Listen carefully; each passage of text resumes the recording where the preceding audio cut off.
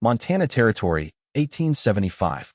The first light of dawn spilled across the vast grasslands like honey, illuminating a lone cabin nestled against the foothills of the Bitterroot Mountains. It was humble, just one room with a stone fireplace and a small porch that sagged slightly on the left side. No one passing would ever guess that the young man who lived there possessed a fortune that rivaled the cattle barons of Wyoming or the silver kings of Nevada. Jackson Zimmerman stood on that uneven porch, his lean frame silhouetted against the rising sun. At 24, his shoulders already carried the quiet confidence of a man who had seen more of the world than most twice his age. His chestnut hair caught the morning light, falling in waves just above the collar of his simple cotton shirt. The hint of stubble on his square jaw was the only concession to the week he'd spent riding fence lines and rounding up strays. The cabin behind him was Spartan, a far cry from the mansion his father had built in San Francisco after striking it rich in the gold fields. Jackson had inherited everything at 21 when influenza took both his parents within a week of each other. The lawyers had been shocked when the sole heir to the Zimmerman mining empire sold the mansion, liquidated most of the holdings, and disappeared into the Montana Territory with nothing but a wagon, 2 horses, and more money than most banks in Helena had ever seen. "Another day, another dollar," he muttered, the old saying his father had carried from the mines to the boardroom, bringing a sad smile to his face. Jackson filled his lungs with the cool morning air and turned to saddle his horse. The cattle wouldn't move themselves to summer pasture, and the cabin would still be there when he returned. What wouldn't wait was the Founders' Day celebration in Willow Creek, the nearest town at 15 miles distant. Jackson had promised the schoolteacher he'd help with the preparations, and if there was one thing his father had taught him, it was that a man's word was his bond. Margarette Montgomery smoothed her pale blue dress with nervous hands. As the schoolteacher of Willow Creek for the past year, she had organized the children's recital for the Founders' Day celebration, but this was the first time she had been asked to oversee the entire event.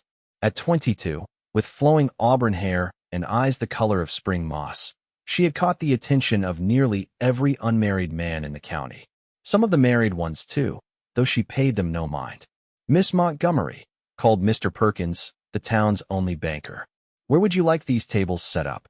Margarette pointed toward the shaded area near the church. "Over there, please. The elderly will appreciate being out of the sun." Her thoughts drifted to Jackson Zimmerman. She had met him 6 months ago when he had ridden into town during a blizzard, carrying a child from an outlying homestead who had fallen ill with pneumonia. Jackson had stayed by the child's bedside for 3 days, reading stories and keeping the fever down until the crisis passed. What struck Margarette wasn't just his kindness, but the way he spoke to little Emma Thornton, not with the condescension of an adult to a child, but with the respect of one person to another. Since then, their paths had crossed occasionally. He would ride into town for supplies, and they would exchange pleasantries. Once, he had brought her a book of poetry he thought she might enjoy. It was worn around the edges, obviously well-read, and contained verses by Walt Whitman that made her blush when she read them alone in her small room above the schoolhouse. There was something about Jackson that didn't quite add up. His hands were calloused like any working cowboy, but his speech betrayed an education far beyond what was common on the frontier. And though he lived in what was rumored to be little more than a shack, his horses were of the finest stock, and he never seemed worried about money. "The mysterious Mr. Zimmerman," she whispered to herself, a small smile playing on her lips as she arranged flowers on the main table. "Talking to yourself again, Miss Montgomery?" The deep voice behind her made her jump. "They say that's the first sign of trouble." She whirled around to find Jackson himself standing there, hat in hand, the morning sun casting his features in golden light. His smile reached all the way to his hazel eyes, crinkling the corners in a way that made her heart skip a beat. "Mr. Zimmerman," she said, trying to sound stern despite the warmth rising to her cheeks. "You should know better than to startle a lady." "My apologies," he said with a slight bow. "Though I must say, trouble or not, it's a mighty fine sight to see you talking to yourself on such a beautiful morning." Before she could form a reply, the town's mayor interrupted, calling for Jackson's help with the raising of the dance platform. With a tip of his hat and a lingering glance that seemed to promise more conversation later, Jackson strode off, leaving Margarette with the strange feeling that something important had just begun. The celebration was in full swing by mid-afternoon. Children raced between tables laden with food, women gossiped over cups of punch, and men gathered to discuss cattle prices and the weather. Jackson found himself drawn again and again to where Margarette stood, directing the festivities with a natural grace that belied her youth.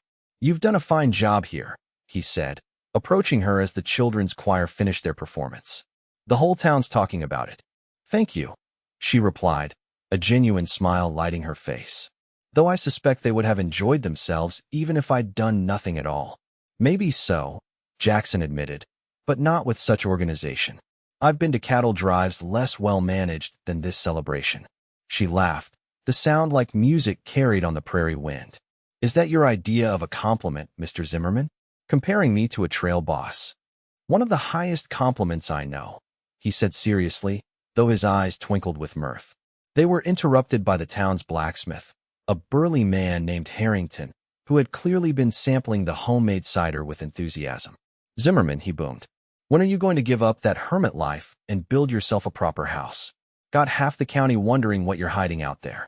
Jackson's expression didn't change, but Margarette noticed how his shoulders tensed slightly. "Nothing to hide, Harrington. Just prefer the simple life." "Simple life?" The blacksmith laughed heartily. "Man who pays cash for prime grazing land doesn't usually bunk like a hired hand. Got folks wondering if you're running from something or someone." "The only thing I'm running from today is this conversation," Jackson said mildly, but with a firmness that brooked no argument. He turned to Margarette. "Would you care to dance, Miss Montgomery? I believe the band is starting up." As he led her toward the wooden platform where couples were already gathering, Margarette couldn't help but wonder what secrets lay behind Jackson Zimmerman's easy smile. What was a man who could afford prime grazing land doing living in a one-room cabin 15 miles from town? And why did the mention of it make him so uncomfortable? The fiddle struck up a lively reel, and Jackson proved to be as skilled on the dance floor as he was in the saddle. His hand at her waist was respectful but warm, and when he twirled her, the world seemed to blur around them until only his face remained in focus. "You're full of surprises, Mr. Zimmerman," she said as they moved through the steps of the dance.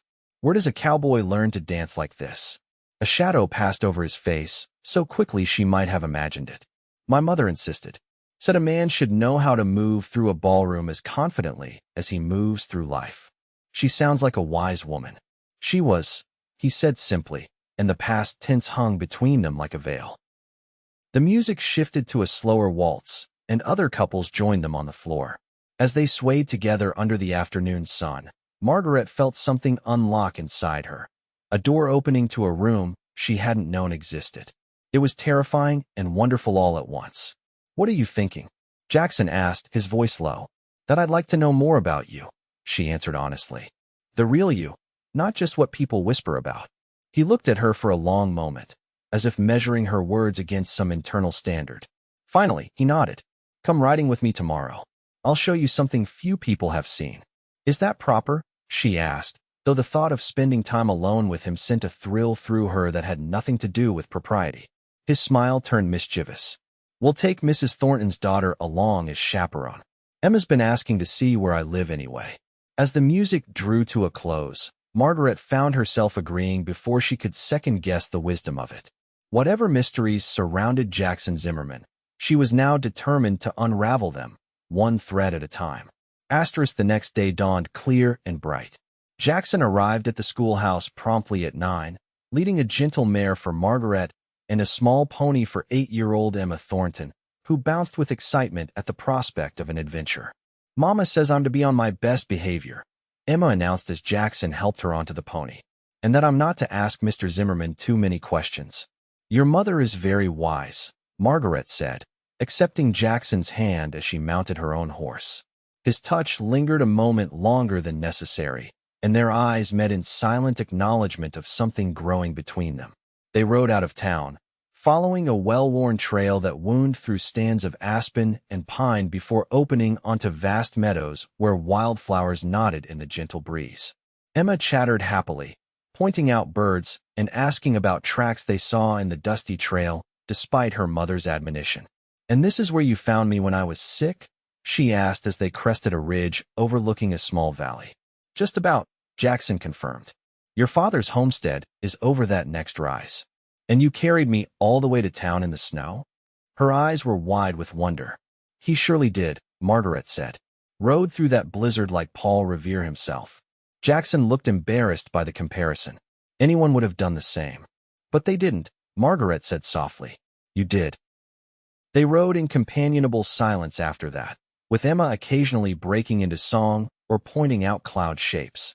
As they approached a creek lined with cottonwoods, Jackson led them off the main trail onto a narrower path that wound up into the foothills.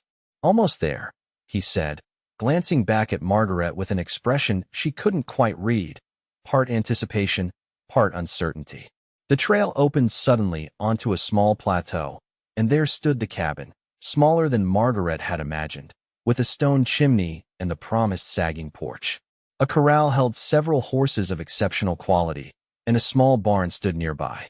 But what took her breath away was the view, miles of rolling prairie stretching to the horizon, with the mountains rising majestically behind the cabin as if standing guard. "It's beautiful," she breathed. "It's tiny," Emma exclaimed with the honesty of childhood. "Mr. Perkins at the bank says you're rich as Midas, Mr. Zimmerman. Why do you live in such a small house?"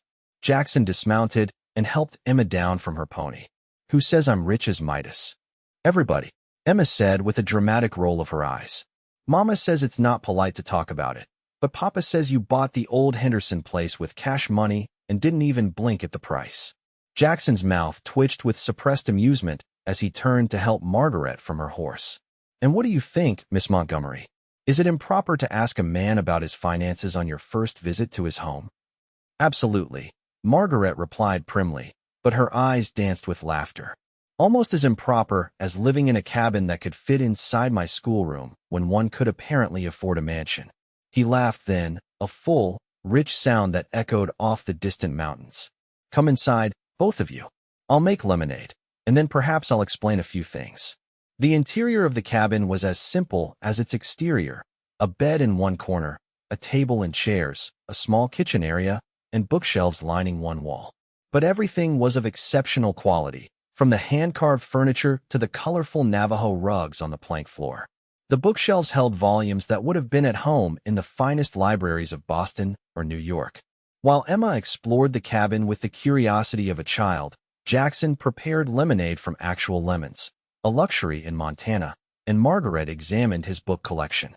First editions of Thoreau, Emerson, and yes, Whitman stood alongside scientific journals and leather-bound classics. "You're not just a cowboy," she said softly, running her fingers along the spines.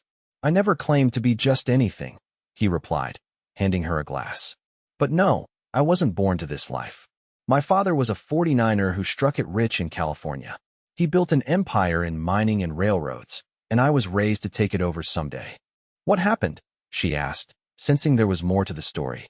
Jackson's gaze drifted to the window, where the vast landscape stretched beyond. "I was at Harvard when they died. Influenza. By the time I received the telegram and made it back to San Francisco, they were already buried." He took a sip of lemonade, his eyes distant with memory. "I tried to step into my father's shoes, board meetings, investment decisions, society parties. But it felt hollow, empty. So you came here? To Montana?" "I came looking for something real," he said simply. "My father started with nothing but a pick and a pan. He built something from his own sweat and determination. I inherited it all, but what had I earned? What did I know of real work or real people?" Emma, who had been unusually quiet, suddenly appeared at his side. "Is that why you help people, Mr. Zimmerman? Because you're looking for something real?" Jackson looked startled by the child's perception. "I suppose it is, Emma. That's very wise of you to understand." The little girl beamed at the praise. "Can I see your horses now? The pretty one with the white star?" With a smile, Jackson excused himself to show Emma the corral, leaving Margarette alone with her thoughts and the revelation of who Jackson Zimmerman really was. Not a mysterious hermit or a man running from the law, but someone searching for meaning in a life that had been handed to him on a silver platter. Through the window, she watched him lift Emma onto the fence so she could better see the horses. He pointed out features of each animal, his face animated with genuine passion. Here was a man who could have lived in luxury in San Francisco, yet chose a simple cabin in Montana territory. A man who used his inherited wealth not for comfort or status, but in ways no one could see or praise him for. What was it Harrington had said at the celebration? That people wondered what Jackson was hiding out here. Perhaps the truth was even more remarkable than the rumors. Asterisk as spring turned to summer, Jackson became a frequent visitor to town and to the schoolhouse in particular. He brought books from Margarette's small library and took time to read with children who struggled. When the roof leaked during a particularly heavy thunderstorm, he appeared the next day with materials and men to repair it properly. "You don't need to do all this," Margarette told him as they watched the work progress. "The town council would have gotten around to it eventually." "Eventually doesn't keep the children dry now," he replied with a shrug. "Besides, what good is money if you can't use it when it's needed?" Their friendship deepened with each passing week. They rode together on Sundays after church, sometimes with Emma or other children as companions, sometimes alone with only the vast Montana sky as chaperone. They talked of books and ideas, shared stories of their childhoods, and gradually, the walls around Jackson's heart began to crumble. One evening in late July, as they sat on the schoolhouse steps watching fireflies rise from the grass, Jackson finally told her the full truth of what he had done with his inheritance. "After I sold my father's businesses, I set up a trust," he explained, his voice low in the gathering darkness. "Half the money goes to hospitals and mining towns, places where men like my father break their bodies for others' wealth. The other half funds schools and places that would otherwise have none." "Like Willow Creek?" Margaret asked, beginning to understand. He nodded. "I choose towns that need help but have enough spirit to help themselves. I buy land nearby, enough to justify my presence without raising suspicion, and then I watch. I learn what they really need, not just what they say they need. And then you provide it, anonymously." It wasn't a question. She had seen enough by now to recognize his pattern. The new books that appeared in her classroom, the surgical instruments delivered to Doc Wilson, the seed grain that arrived for farmers struggling after a poor harvest. "People treat you differently when they know you have money," Jackson said, a hint of bitterness in his voice. "In San Francisco, I had friends I'd never met, women interested in my fortune rather than myself. Here, I'm just Jackson Zimmerman, the odd cowboy who lives in a cabin in the hills." "Not to everyone," Margarette said softly, reaching out to touch his hand. "Not to me." The moment stretched between them, fraught with possibility. Then, with gentle deliberation, Jackson leaned forward and kissed her. It was brief but perfect, a promise of things to come. When they parted, his eyes searched hers in the fading light. "I need you to understand something, Margarette. I'll never live in a mansion again. I'll never be the richest man in the room at some fancy party. The cabin you saw, that's my home, and I love it." "Jackson," she said, his name feeling right on her lips. "I'm a schoolteacher in a town so small it doesn't appear on half the maps of the territory. Fancy parties and mansions were never in my future to begin with." He smiled then, a smile that transformed his face and made him look younger than his years. "No, but books were. And horses. And sunsets that take your breath away. And maybe, if I'm very lucky, a life shared with someone who sees the world the same way I do." Before she could respond, the schoolhouse door opened, and Mrs. Thornton appeared, looking apologetic. "Miss Montgomery, I hate to interrupt, but Emma's having trouble with her breathing again, and she's asking for you." The moment broken, Margarette rose immediately. Emma's lung weakness since her bout with pneumonia was a constant worry. "Of course. I'll come right away." As they hurried inside, neither noticed the rider approaching from the east, his horse lathered with the effort of a hard journey. Nor could they know how his arrival would threaten everything they had begun to build together. Asterisk the stranger's name was Curtis Pelham, and he claimed to represent the Board of Trustees for the Zimmerman Foundation. Immaculately dressed despite the dust of travel, he strode into Willow Creek like a man accustomed to commanding attention. "I've been tracking Mr. Zimmerman for months," he announced to the gathered town council the next morning. Jackson, who served as an unofficial member due to his land holdings, sat stone-faced at the end of the table. "The trustees are concerned about his unusual distribution of funds." "Meaning what exactly?" Mayor Hopkins asked, glancing uneasily at Jackson.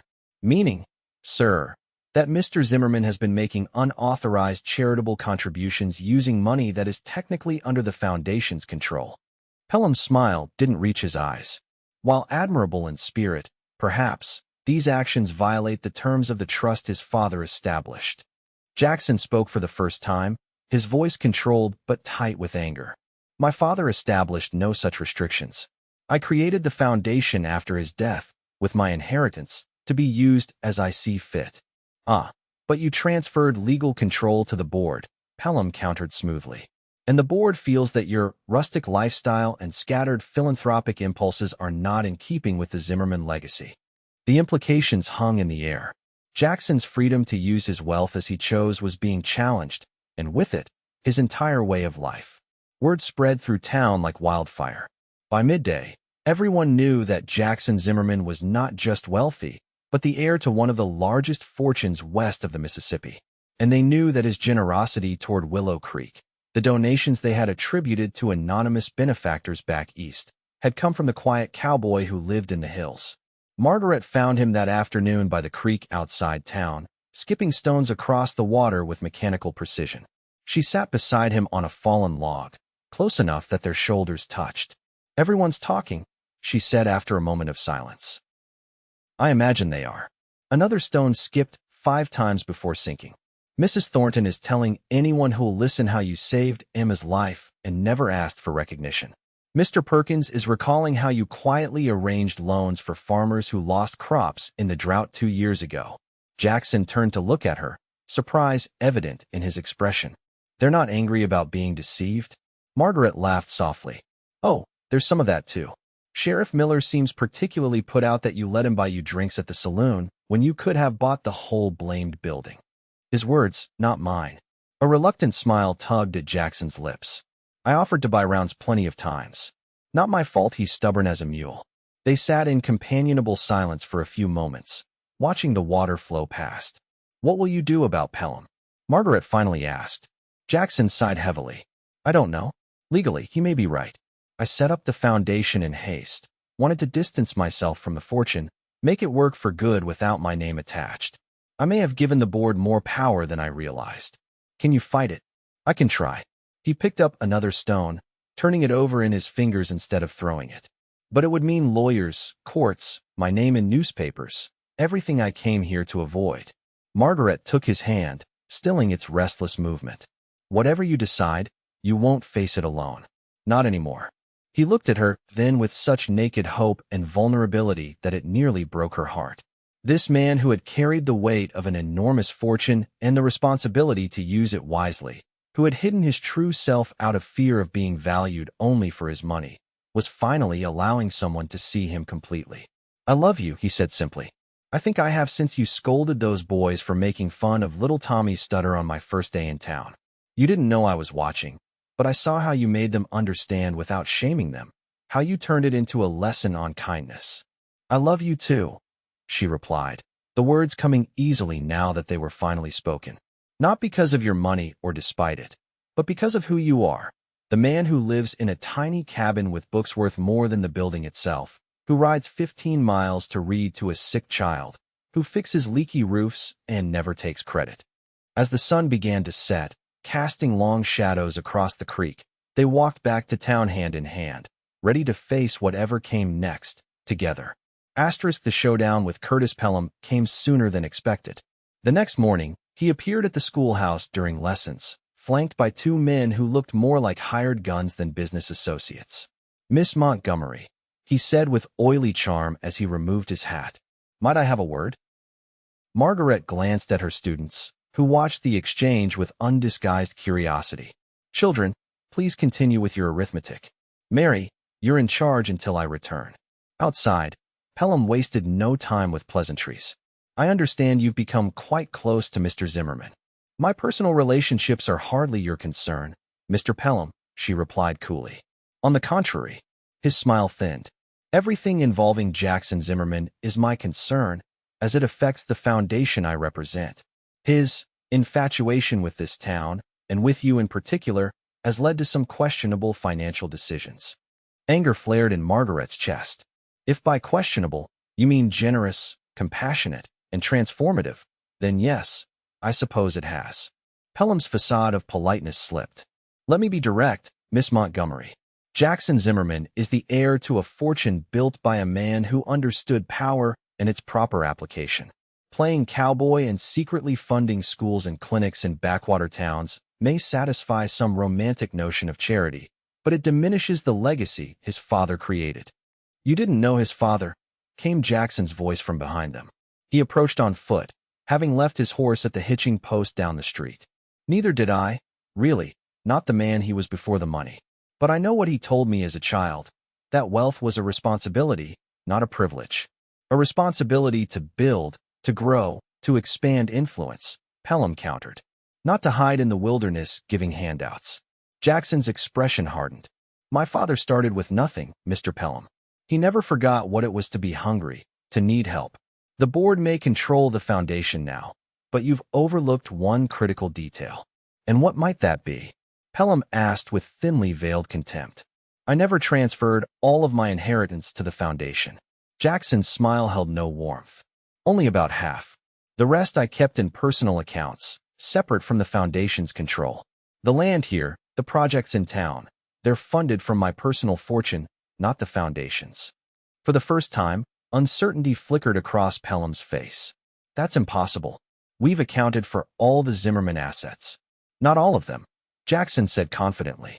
"My mother had her own inheritance, which came to me separately, and my father wasn't above keeping certain investments, let's say, less documented than others. A habit from his early days in the gold fields, I suppose." A small crowd had gathered, drawn by the confrontation. Mayor Hopkins stepped forward, his usual jovial manner replaced by stern authority. "Mr. Pelham, I think you should know that the town council met this morning after hearing about your arrival. We've unanimously decided that if you or your foundation attempt to interfere with Mr. Zimmerman's activities here, we will fight you with every legal means at our disposal." "And some not so legal," muttered Sheriff Miller, hand resting meaningfully on his holstered revolver. Pelham looked from face to face, realizing that the united front before him was not going to crack.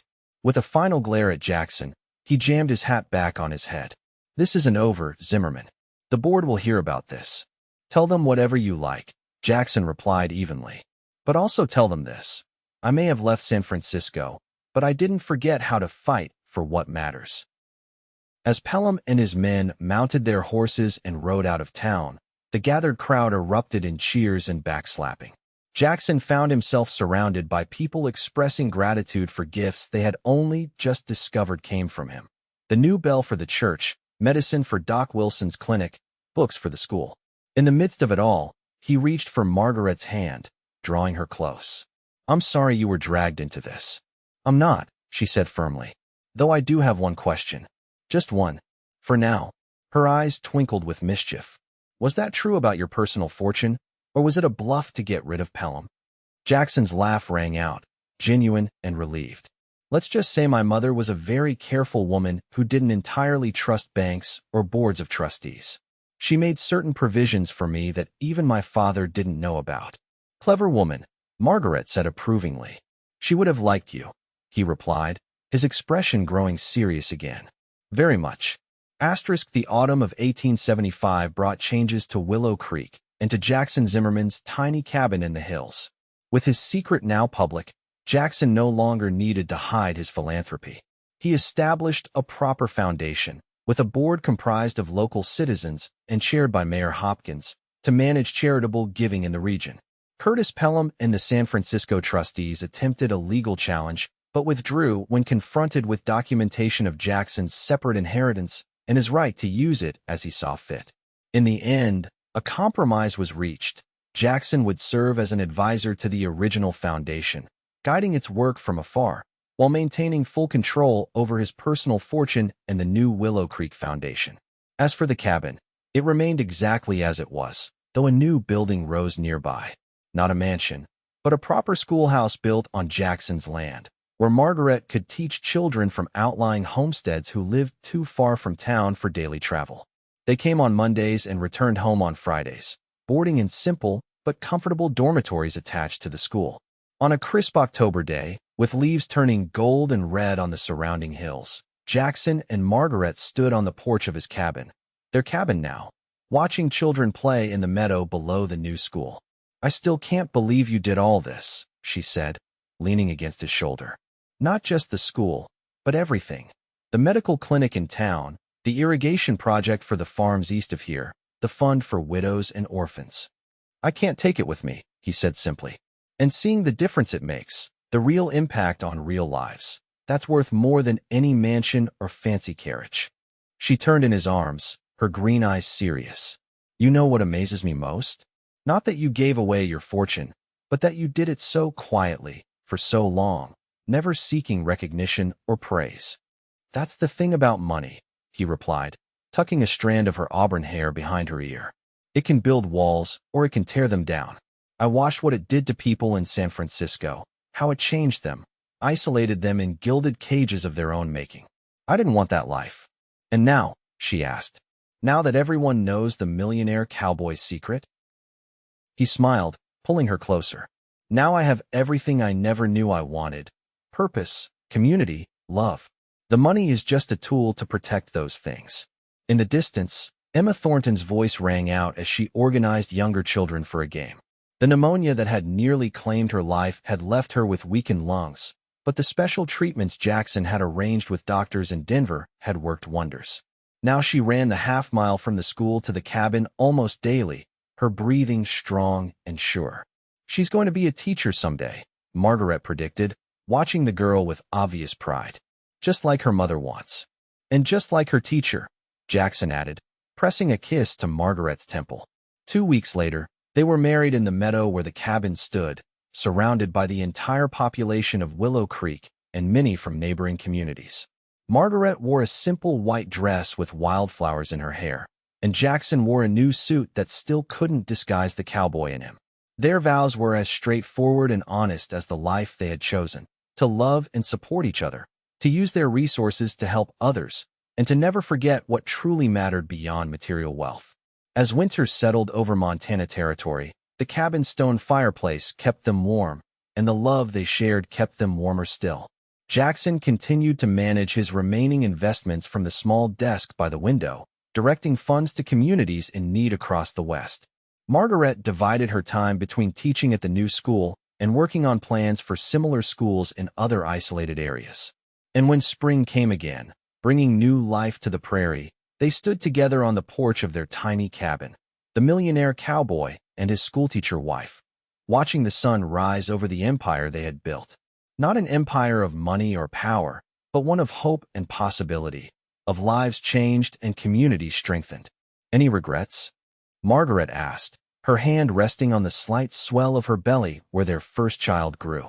Jackson looked at the woman beside him, at the school in the distance, at the land stretching toward the horizon, land that now supported dozens of families who would otherwise have been forced to abandon their dreams. Not a single one, he answered, and meant it with all his heart. In the years that followed, the legend of the millionaire cowboy who gave away his fortune grew throughout the West. But to the people of Willow Creek, he was simply Jackson Zimmerman, a man who had discovered that the true measure of wealth was not in what you owned, but in what you shared, and who had found that the richest life possible could be lived in a tiny cabin with the right person by your side.